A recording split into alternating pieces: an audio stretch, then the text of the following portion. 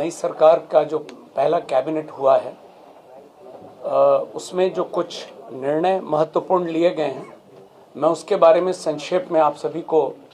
अवगत कराना चाहता हूं। अलग से आप लोगों को प्रति मिल गई होगी या मिल रही होगी।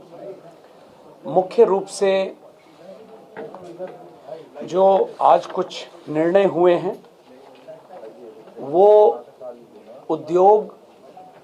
के जाल को बिछाने का है और बड़े पैमाने पर रोजगार सृजन का है। जो पहला निर्णय है वो पूरे पूर्वी भारत का इस राज्य को न्यू टेक हब के रूप में विकसित करना है और इस उद्देश्य से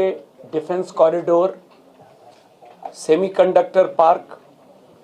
global capability centres, mega tech city, fintech city, ये जो स्थापित करना है, तो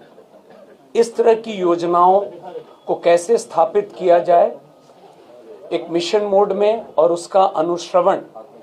करने के लिए मुख्य सचिव की अध्यक्षता में समिति के गठन का निर्णय हुआ है और इस समिति में राज्य,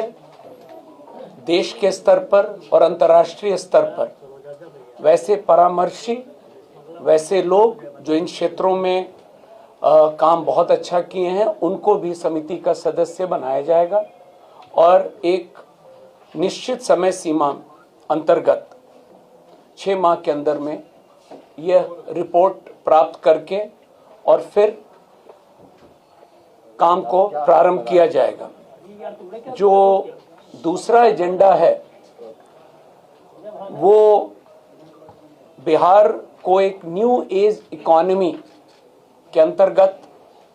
वैश्विक बैक एंड हब और ग्लोबल वर्क प्लेस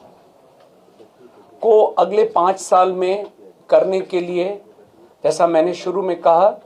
पूरे स्टेट में, हर जिले में इस काम को कैसे अचीव किया जाए,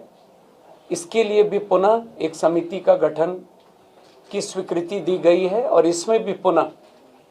वैसे लोग विशेष रूप से जो इस क्षेत्र में